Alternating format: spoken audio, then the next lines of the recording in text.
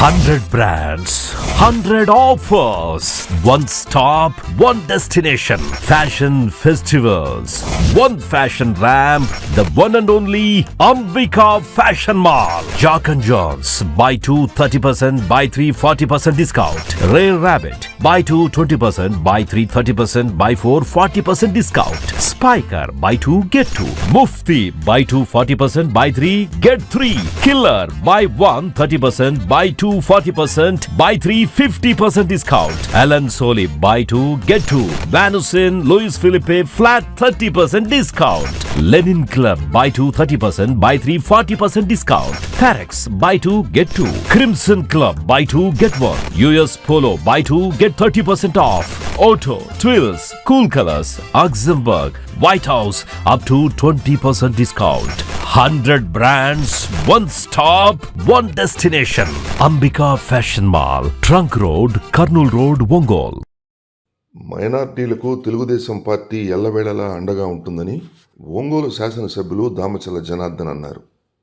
ఒంగోలు ప్రభుత్వ బాలుర ఐటీఐ కళాశాల వేదికగా జనవరి 9, 10, 11 తేదీల్లో జరిగే ప్రకాశం, నెల్లూరు జిల్లాల తబ్లీగ్ ఇజ్తిమా ఏర్పాట్లపై A1 ఫంక్షన్ హాల్లో ఏర్పాటు చేసిన సమావేశంలో రాష్ట్ర మైనార్టీ శాఖ ముఖ్య సలహాదారులు ఎంఏ షరీఫ్తో కలిసి పాల్గొన్నారు. ఈ కార్యక్రమానికి మైనారిటీ నాయకులు షేక్ కపిల్ బాషా అధ్యక్షత వహించారు. 3 రోజుల పాటు ఒంగోలు నగరం వేదికగా జరిగే మైనార్టీ సోదరుల ఆత్మీయ సమావేశానికి అవసరమైన అన్ని ఏర్పాట్లను పర్యవేక్షణ చేయాలని మున్సిపల్, పోలీస్, రెవెన్యూ సిబ్బందిని ఎమ్మెల్యే జనార్దన్ ఆదేశించారు. మైనార్టీ సోదరులు అందరూ ఐక్యంగా పనిచేసి జనవరిలో జరిగే ముస్లిం ఆత్మీయ సమావేశాలను విజయవంతం చేయాలని కోరారు. ఈ కార్యక్రమంలో minority corporation ED Dhanalakshmi, deputy collector Parthasarathi, minority cell జిల్లా అధ్యక్షుడు రసూల్, నగరపాలక సంస్థ కమిషనర్ కె వెంకటేశ్వరరావుతో పాటు ముస్లిం మత పెద్దలు, మైనార్టీ సోదరులు పాల్గొన్నారు.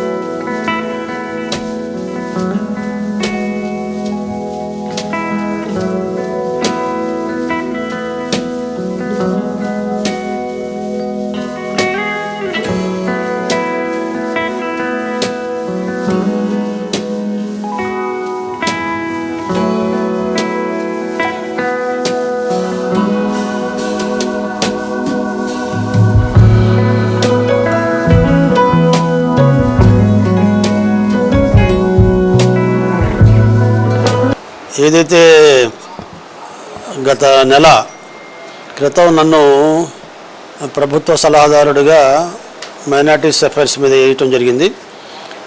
దాని సందర్భంగా జిల్లాల వారీగా జరుగుతున్న ప్రభుత్వ కార్యక్రమాలు సమీక్షించేందుకు వచ్చాను. ఇక్కడ సమీక్షలో మనకు అర్థమవుతుంది ఏంటంటే గత ప్రభుత్వం పూర్తిగా మైనారిటీల సంక్షేమాన్ని బాగా నిర్లక్ష్యం చేసింది.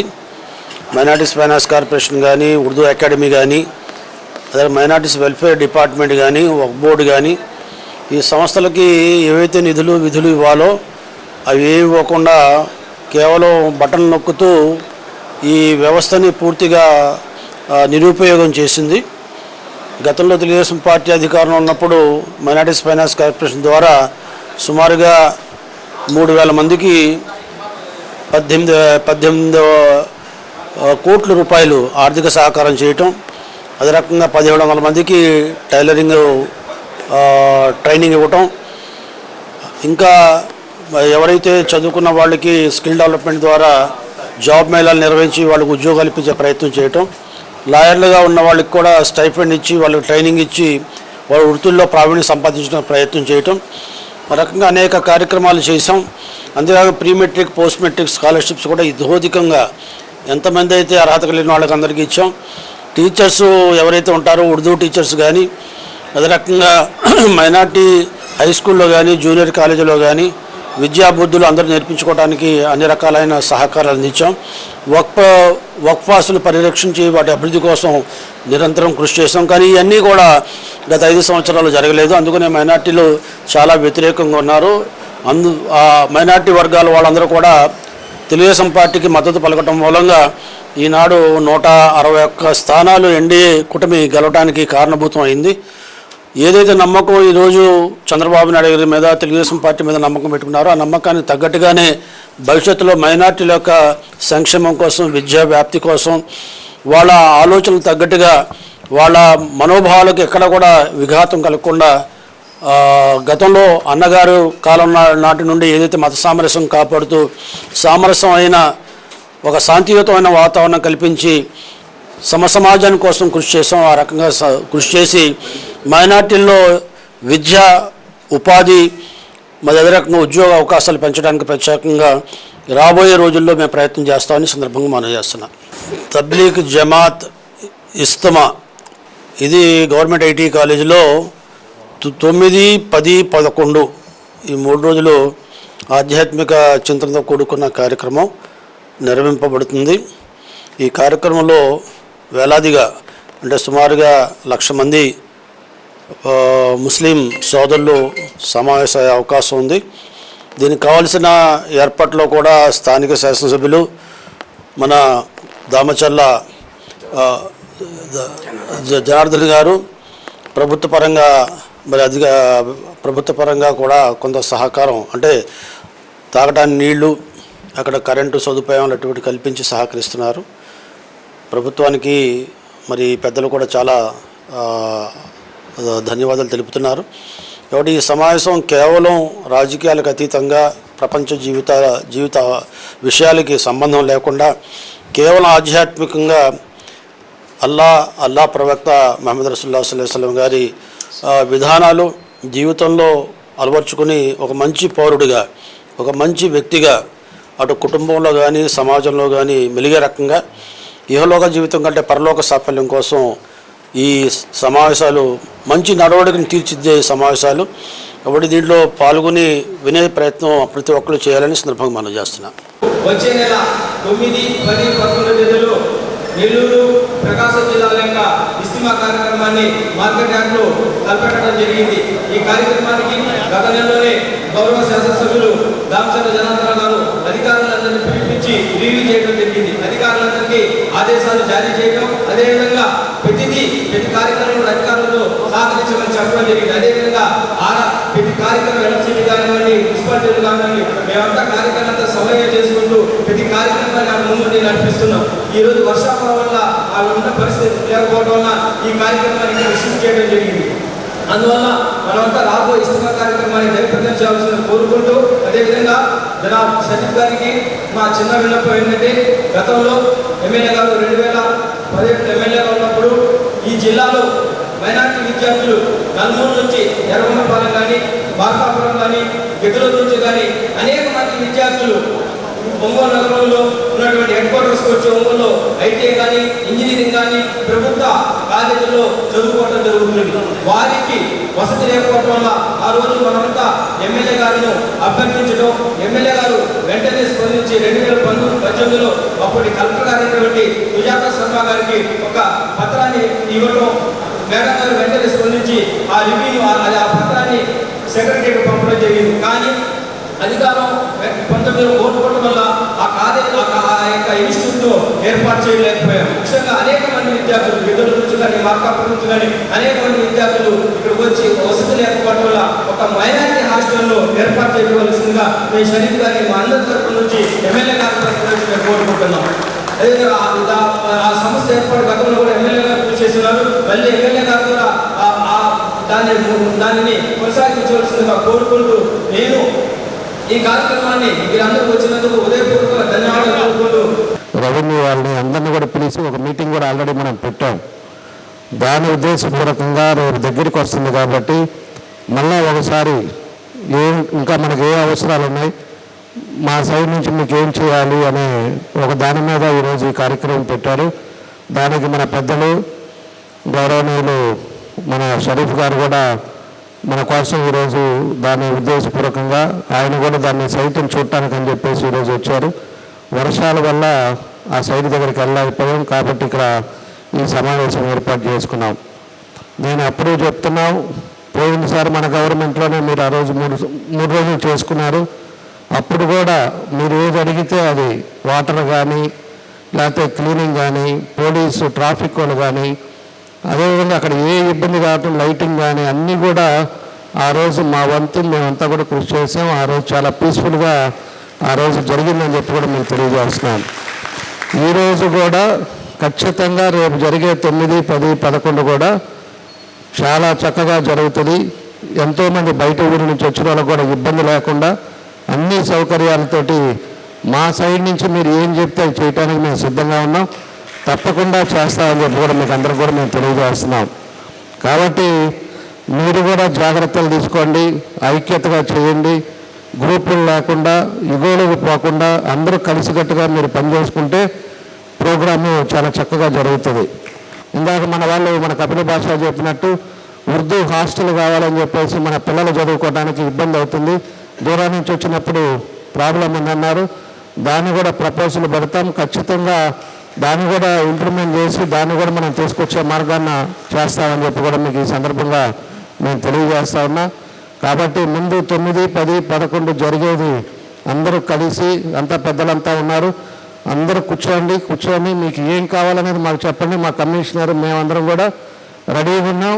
తప్పకుండా మా పూర్తి సహకారం మీకు ఎప్పుడు ఉంటుందని చెప్పి మరోసారి మీ అందరికి కూడా తెలియజేస్తూ మన షరీఫ్ గారికి మనస్ఫూర్తిగా నా ధన్యవాదాలు, అభినందనలు తెలియజేస్తూ సెలవు తీసుకున్నాను. కాబట్టి ఈరోజు ప్రభుత్వం కూడా మీ గురించి ఆలోచిస్తుంది.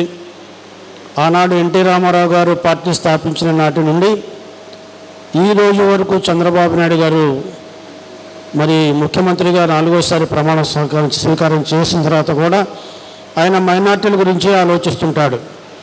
ఆయన అనేక సందర్భాల్లో చెప్పాడు, ఏదైనా పేదరికం ఎక్కువ ఎక్కడుందంటే అది మైనార్టీ వర్గాల్లో ఉందనే ఆలోచన ఉన్న వ్యక్తి. బీసీలు, ఎస్సీలు, ఎస్టీలలో ఏ రకంగా అయితే పేదరికం ఉందో అదే రకమైన పేదరికం మైనార్టీల వర్గాల్లో ఉంది, అవిద్య ఉంది, నిరుద్యోగం ఉంది అని ఎప్పుడు కూడా చెప్తుంటారు. ఒక కుటుంబంలో ఒక వ్యక్తి సంపాదిస్తుంటే 10 మంది ఆధారపడి ఉంటారు. ఒకే ఇంటిలో 2-3 కుటుంబాలు ఉంటాయి. కాబట్టి ఏదైనా చేయాలంటే ముస్లింలకి విద్యాపరంగా, ఉపాధి పరంగా చేయాలని ఎప్పుడు కూడా పరితపించే వ్యక్తి చంద్రబాబు నాయుడు గారి విషయాన్ని ఈ సందర్భంగా మీకు మనవి చేస్తున్నాను. అందుకనే ఆయన గతంలో ముఖ్యమంత్రిగా ఉన్నప్పుడు 12 రెసిడెంట్ స్కూల్స్ని పెట్టారు. రాబోయే రోజుల్లో చంద్రబాబు నాయుడు గారు ఈ బడ్జెట్లో, ప్రస్తుత బడ్జెట్లో 3,265 కోట్ల రూపాయలు మైనార్టీల సంక్షేమం కోసం ఆయన శాంక్షన్ చేశారు. దీనిలో ఎక్కువగా విద్య కోసం, విద్యా సంస్థలు ఏర్పాటు చేయడం కోసం, పిల్లల చదువుల కోసం వాళ్ళు ఉద్యోగ అవకాశాల కోసం ఎక్కువగా ఖర్చు పెడతామనే విషయాన్ని కూడా ఈ సందర్భంగా మీరు గమనించాలి. అదే రకంగా ఈనాడు మదర్సాలో చదువుతున్న వాళ్ళకి ఏ రకంగా ఎక్కడ కూడా ఇబ్బంది రాకుండా ఆ మదర్సాలో చదువుతున్న వాళ్ళకి మదర్సా వాళ్ళు కోరుకుంటే మరి ప్రభుత్వ పరంగా కూడా మరి ఏవైతే 10th క్లాస్ వరకు చదువుకునే అవకాశాలు ఉండే రకంగా మ్యాథ్స్, సైన్సు, సోషలు అదే రకంగా ఇంగ్లీష్ టీచర్ని కూడా మదర్సాల్లో పెట్టి ఆ రకంగా సర్వశిక్ష అభియాన్ ద్వారా టీచర్లకి నెలకి 30,000 రూపాయలు ఇచ్చి ఆ రకంగా 240 మంది టీచర్ని కూడా ఎక్కడ అవసరమైతే అక్కడ ఇవ్వాలని కూడా ప్రభుత్వ పరంగా ఒక విధాన నిర్ణయం కూడా తీసుకోవడం జరిగిందనే విషయాన్ని కూడా ఇస్తున్నప్పుడు గమనించాలి. అదే రకంగా చంద్రబాబు నాయుడు గారు గతంలో 14 సంవత్సరాలప్పుడు ఈ రాష్ట్రం చాలా అభివృద్ధి చెందింది. దేశ విదేశాల్లో కూడా మనకు మంచి పేరు ప్రతిష్టలు వచ్చినాయి. మన పిల్లలు కూడా బాగా చదువుకుని విదేశాల్లో కూడా ఉద్యోగాలు సంపాదించారు. కానీ గత 5 సంవత్సరాలలో ఏదైతే అభివృద్ధి జరగాలో అభివృద్ధి జరగలేదు. కానీ 10 సంవత్సరాలు ఈ రాష్ట్రం వెనక్కు పోయిందనే విషయాన్ని కూడా ఈ సందర్భంగా మీరు గమనించాలి. అప్పుల ఊపిలో కూరుకుపోయింది. అందరు ముఖ్యమంత్రులు మొట్టమొదటి ముఖ్యమంత్రి కానించి చంద్రబాబు నాయుడు వరకు 35 సంవత్సరాలుగా పరిపాలించిన వాళ్ళందరూ కలిసి 3 లక్షల కోట్ల రూపాయలు అప్పులు చేస్తే ఈయన ఒక్కడే 5 సంవత్సరాల్లో 8 లక్షల కోట్ల రూపాయలు అప్పులు చేసి ఈ రాష్ట్రాన్ని 12 లక్షల కోట్ల రూపాయలు అప్పుల ఊపిలో దింపింది గత ప్రభుత్వం అనే విషయాన్ని కూడా ఈ సందర్భంగా గమనించాలి. 60,000 కోట్ల రూపాయలకు తక్కువ కాకుండా ప్రతి సంవత్సరం వడ్డీ కట్టవలసిన పరిస్థితి ఏర్పడుతుంది. ఈనాడు ఏదైతే చంద్రబాబు నాయుడు గారు సూపర్ 6 చెప్పారో అన్నీ కూడా ఒకటి తర్వాత ఇంకోటి చేస్తూ వస్తుంటారు. ఈనాడు మతాలకి, కులాలకి, ప్రాంతాలకి అతీతంగా 4,000 రూపాయలు పెన్షన్లు ఇవ్వటం కానీ, 6,000 రూపాయలు వికలాంగులకి పెన్షన్ ఇవ్వటం కానీ, మరి ఎవరైతే డిజేబుల్ ఉంటారో వాళ్ళకి 15,000 ఇవ్వటం కానీ ఈనాడు చేస్తుందంటే ఆ సూపర్ 6లో ఒకటి అమలు చేయడం జరిగింది. అదే రకంగా దీపం 2లో కూడా ఈనాడు మరి ఇంటికి 3 సిలిండర్లు ఉచితంగా మొన్న ఒక సిలిండర్ ఇవ్వటం జరిగింది. ఏదైనా ఎవరికైనా లోపభూయిష్టంగా ఒకరు రాకపోతే అవి కూడా అన్ని ఎమ్మెల్యే గారికి చెప్తే అన్నీ కూడా సరి చేస్తారు. గతంలో అర్హత కలిగిన వాళ్ళకి పెన్షన్లు తీసేస్తే ఆ పెన్షన్లు కూడా ఇప్పించడానికి మా ప్రభుత్వం, మా ఎమ్మెల్యే గారు ఇక్కడ సిద్ధంగా ఉంటారనే విషయాన్ని కూడా ఈ సందర్భంగా గమనించాలి. 3 మరి ఏదైతే ఉందో ఉచిత బస్సు ప్రయాణం అది కూడా అనతి కాలంలో జరుగుతుంది. ఏవైతే అమ్మఒడిని తీసి తల్లి దీవెనని పెట్టారు, ఎంతమంది పిల్లలు చదువుకుంటుంటారో వాళ్ళందరికీ 15,000 రూపాయలు ఇచ్చేదానికి మాకు ఎటువంటి వేరే ఆలోచన లేదు. కానీ ప్రభుత్వంలో ఆర్థికపరమైన ఇబ్బందులు, ఈయన చేసిన పొరపాట్లు, ఈయన చేసిన మరి దగాకోరు విధానాల మూలంగా, అస్తవ్యస్తమైన పరిపాలన మూలంగా రాబడిని లేకుండా అప్పులు పాలు చేయటం మూలంగా కొద్దిగా ఇబ్బందులు వస్తున్నాయి తప్ప అది గత ప్రభుత్వం చేసిన దాని మూలంగానే మనకి జాప్యం జరుగుతుంది తప్ప ఈనాడు చంద్రబాబు నాయుడు గారి ఆలోచనలో సూపర్ 6 నిర్వహించడంలో ఎక్కడా కూడా కొదవలేదనే విషయాన్ని కూడా ఈ సందర్భంగా మీరు గమనించాలి. ఇది మంచి ప్రభుత్వం.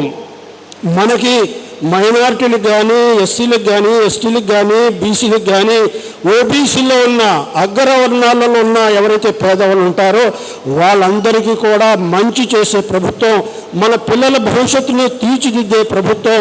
రేపు మన పిల్లలు కూలీలు కానీ చిన్న చిన్న వృత్తులు చేసుకోవాల్సిన అవసరం లేకుండా రేపు చదువుకొని ప్రయోజకులయ్యి మనకంటే బాగా రేపు 40,000, 50,000, లక్ష రూపాయలు ఉపాధి సంపాదించుకునే రకంగా రేపు ఇక్కడ చాలా ఇండస్ట్రీస్ వస్తున్నాయి, పెట్టుబడులు వస్తున్నాయి, రేపు పెద్ద పెద్ద వ్యాపార సంస్థలు వస్తున్నాయి.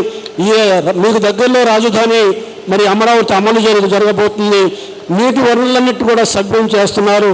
అన్ని ప్రాంతాలను కూడా సమతుల్యంగా అభివృద్ధి చేసే అవకాశం ఉంది. కాబట్టి ఈ మంచి ప్రభుత్వాన్ని మనం కాపాడుకోవాలి.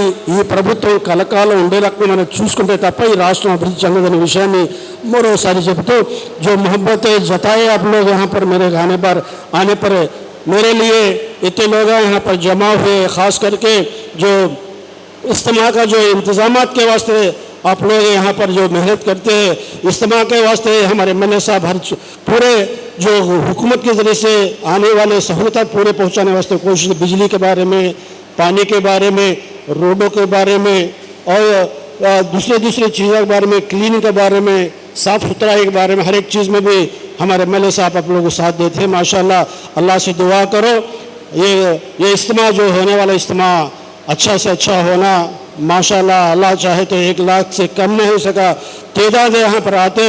अच्छा 9, 10, 11 3 दिन अल्लाह के रसूल के जो अहकाम है अकाबिर के ज़रिए से हमें सुनको हमारे में तब्दीली आना, इबरत ला लेना, हमें अल्लाह तरफ रुजू होना। ये दुनिया तो छोटी सी ज़िंदगी है, असल ज़िंदगी आखिरत है। दुनिया को असबाब पर हमें अख्तियार करना, भरोसा अल्लाह पे रखना, जो भी होता अल्लाह से होता कदा से भरोसा हमारे ईमान बढ़ाने के वास्ते इसमें बहुत सारे हमारे को काम आते हैं। हमारे ईमान को इजाफा करने वास्ते हमारे ईमान को पुख्ता ये पहुँचाने वास्ते काम आते। उसके वास्ते इसमें जितना हो सकता है जितना हमें हर घर से जितने भी मर्द हाजरात है पूरे यहाँ पर आए जैसे हमें कोशिश करना। अल्लाह ताला ये इज्तिमा को अपने फजल व करम से भरपूर कामयाबी करने को अल्लाह से दुआ करते हुए